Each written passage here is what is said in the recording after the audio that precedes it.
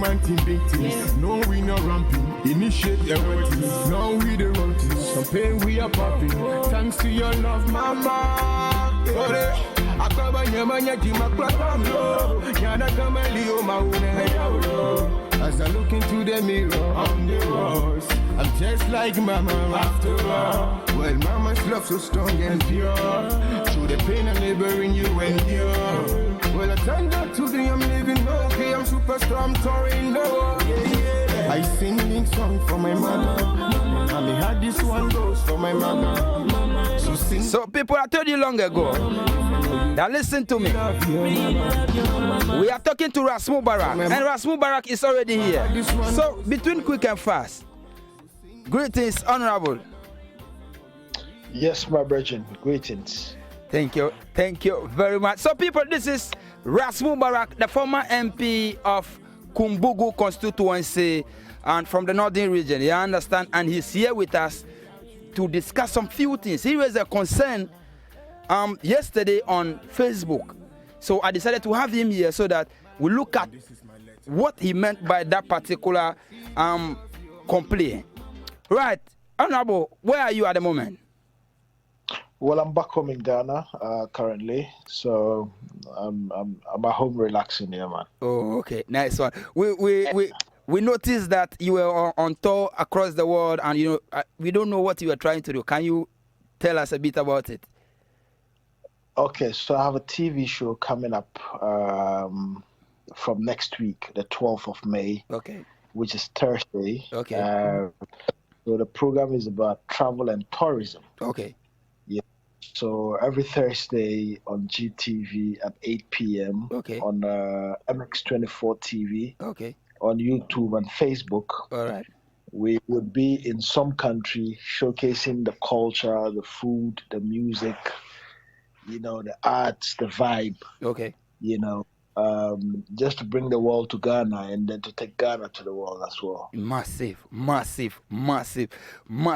So, how was the experience like? Well, I mean, this is not the first time, if you would recall. Okay. About 15 years ago or so, I used to have a program on TV called Jamming Reggae. Yeah, for real.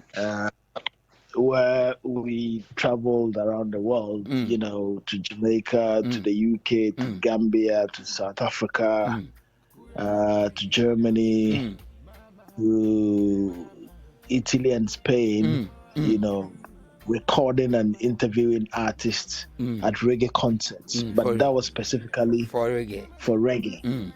This is many, many years ago. Okay. Currently what we're doing is to showcase tourism. So it is all encompassing. For instance, when we get to the episode on Ghana, we want to do the coast, we want to do Kintampo, we want to do the northern region, we want to go to Bolgatanga. There's so much that we want to showcase from Ghana to the world. Okay. Okay. And wherever we go, we try to focus on the arts, the culture, the food, the music, and the museums and other tourist attractions. So it's, even though we've done this many, many years ago, but it feels good, doing it again, but in a different style. Massive. Yeah, so, Honorable, you happen to be the only presenter in Ghana who ever interviewed culture. Yeah, well, in the UK, there's a Ghanaian presenter called Kennedy. Okay, so he's Ghanaian. He's interviewed culture before. Okay. But as far as I'm concerned, in terms of a one-on-one interview in Ghana, where the man is in the studio and he's spending 45 minutes with you. Wow. Yes, you'd be right to say I'm the only one. Yes. Massive. I admire you for that particular. How was the conversation like? How was the experience with culture? Culture is a tough soul. Culture is a hard nut to crack.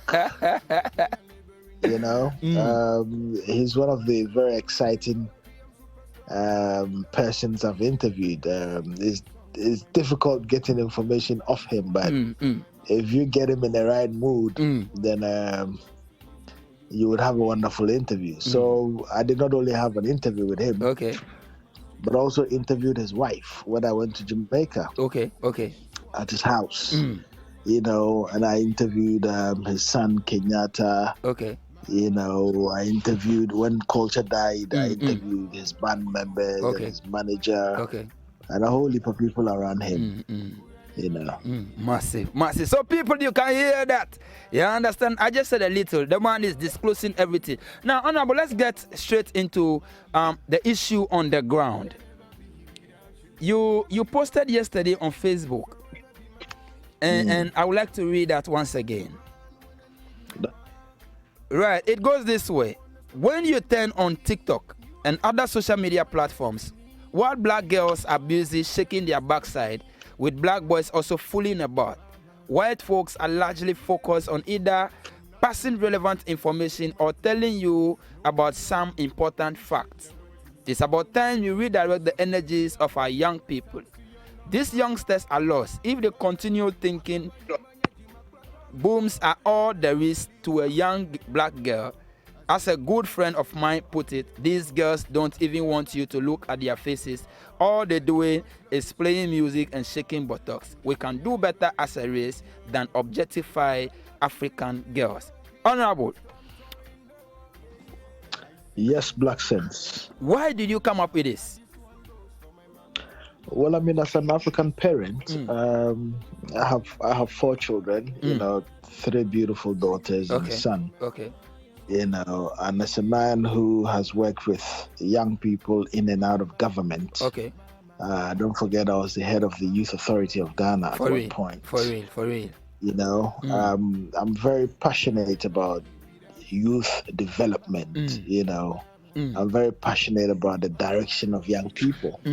You know, and as a parent and a Ghanaian and a young person myself, I can't sit down aloof. I can't be unconcerned. Okay. Whilst there is a trend within society that I think is not well. Okay.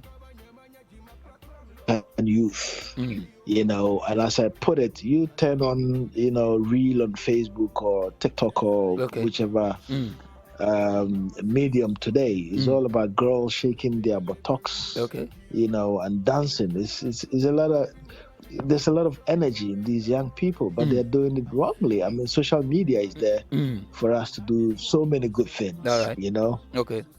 And I don't think the trend is healthy for Ghanaians and for Africans. I mean, you're talking about our young people, you know, and if that is all our young people spend their time doing on social media, majority of them, then I'm afraid, then I'm sorry, we seem to be a lost generation.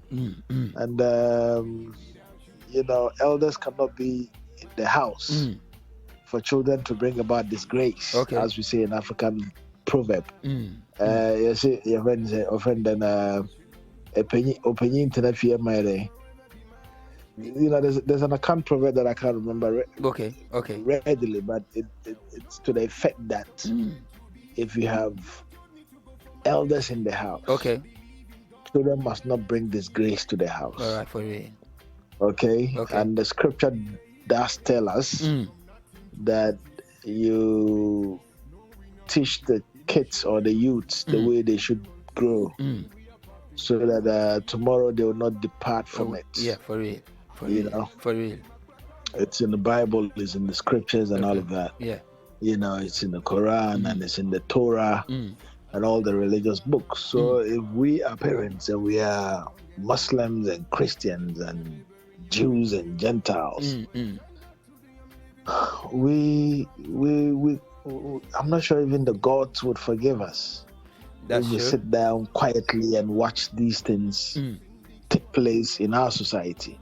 We've got to speak about it, and we've got to redirect the energies of our youth into something very productive. I mean, people are on social media, white folks are on social media using it to earn millions genuinely, and all our girls and boys can think about is buttocks and shaking it, you know, left, right, and center. You know, it's not the best. Okay, so Honorable, what do you think is the cause? Well, certainly a loss of parental control. Okay. That is one, because charity begins at home. If parents are paying attention to the things that their children are doing, I'm not sure some of these things would happen. Okay. So a loss of parental control, that's number one. Number two, the school system itself, has not been designed to give young people counseling. Okay. The school system should be in such a way that if a young person, they could tell, if they should have structures in place that could detect a young person going wayward, and we should have systems in place to be able to redirect these youth, and then of course, you've got a whole heap of things on TV and radio that are not the best. When I was growing up, any talk of sex on TV or radio was done well past, the bedtime of children. Okay. Today, on weekends, on a Sunday or a Saturday, in the afternoon, you see and hear all manner of things on radio and TV, and you're wondering, where are we headed? I'm not saying adults should not enjoy adult stuff, but in instances where kids are around, you place these kinds of programs at the time that kids wouldn't be watching, and parents should make sure that kids have bedtime. That if it is 8 or 9 o'clock, the kids shouldn't be watching TV all by themselves. There has to be parental control. Okay. Massive one, people. So we are still talking to Ras Mubarak. You understand? He happened to be the former MP of Kumbugu Constituency. Okay? So he's here with us. So, Honorable, what do you think should be the advice to the youth, the parent, and the society in relation to this? Well, parents should have time. Parents should monitor what their kids are doing online. That's very, very important. And then the school systems should also keep an eye on what these kids are doing online. And then, of course, the radio stations and the TV stations should move programs that contain adult content to times in the night when we all know, understandably, that kids would be away or would be asleep or would not have access to television. That way, we may reduce these incidences, and then we all should take responsibility. Today, you see young people, they'll post a woman with a lot of buttocks on social media, and people are laughing all over the place. We should be able to tell people that, look, this is not right. Because if that person you are posting online is your daughter or your sister, I'm not sure you'd be happy to post online. So if you wouldn't be happy to see your daughter half naked online, why would you go about posting other people's daughters online and laughing about it? So the men are also objectifying the African girl. These things, the African girl, and it's full time now. We'll put a stop to them thing there. Full time, and we put a stop to them thing there. So, Honorable, now let's come back again to reggae issue. People attribute reggae to violent people. What's your education to them once again?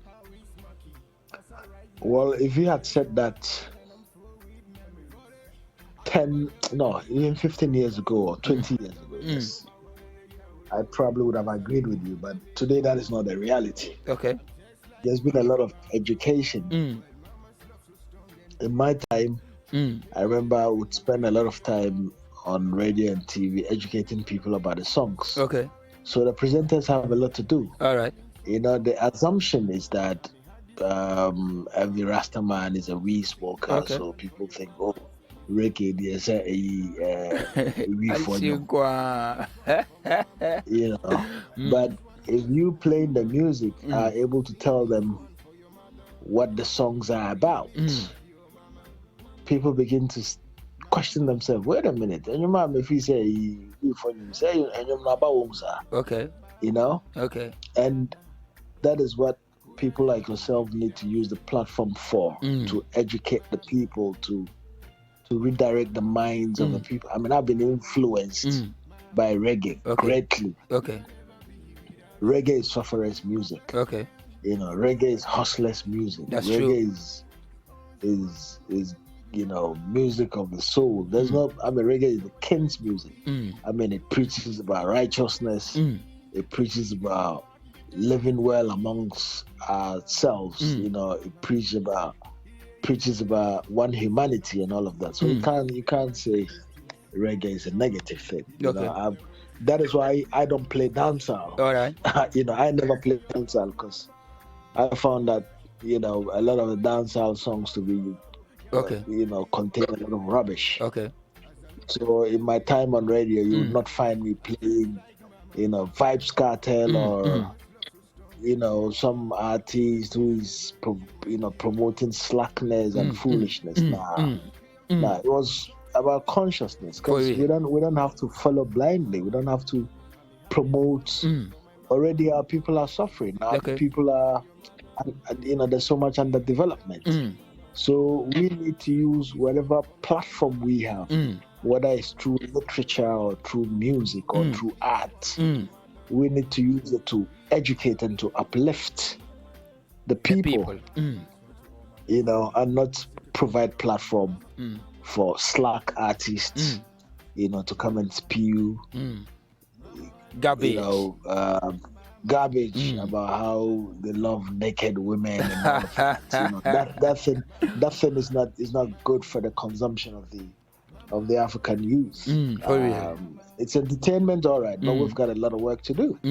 You know, and that should not be the focus of the young people. So in my time on radio and TV, there are certain artists, if you like, shout from here to heaven and come back. There's no way I'd play them. You know, nah, man.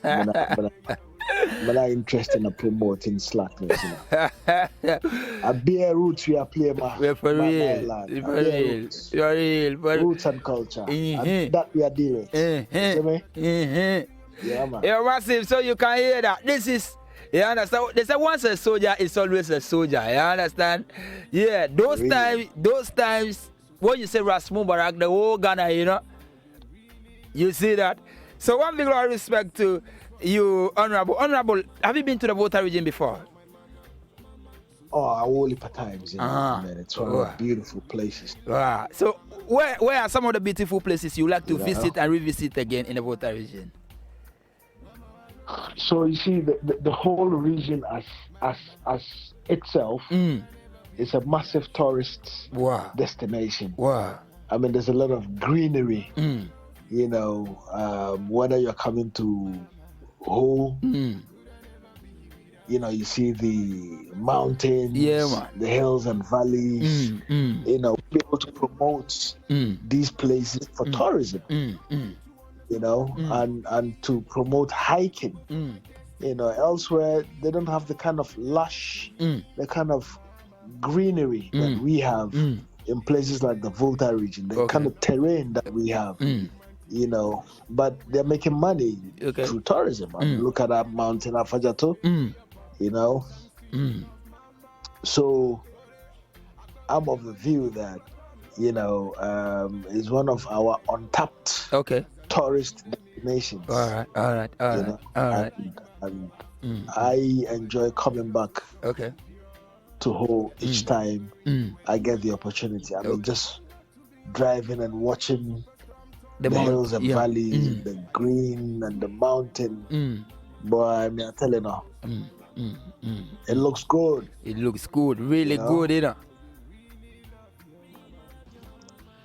I'm hoping that in the spirit of promoting tourism, we could big up them place there. All right. You know? And certainly when I come to do my series on Ghana on the Real Travel Show, Volta region would feature. Trust me. Massive. We appreciate that same way. Honorable, we thank you very much for honoring this particular invitation. Anytime, my brethren. Anytime. So respect maximum to the to the whole of the crew and all the man and Oman and big youth and big man and even baby palm breast that are listening right now. To the whole of them, we say enough respect. Enough respect to you, same way. Blessings. So, people, that was Ras Mubarak. You understand, on the African Trend Show. You know, I said the African Trend Show is a multiple award winning show. You understand? And an international show as well. So we not bring forward, no, you understand? No low, clean, you understand me? We make the thing feel good. And you can see that. That's it, Ras Mubarak. One big lot of respect to you, everybody. We are tuning in, every man and woman, every living thing dwelling on the surface of this earth. Tajabu Massive and crew. One big lot of respect to you. Now let's have this one from the camp of Mavado. You understand? Yes, it's a dancehall tune. Listen, Ras Mubarak said he doesn't play dancehall. Black senses play dancehall, but black senses play dancehall which are conscious. You understand? Listen. If you out Afrikan sing a song for them. Did you hear what he said? He said the youth have to listen to sing some song for them mama. Listen to this. If you out Afrikan sing a song for them mama, you know?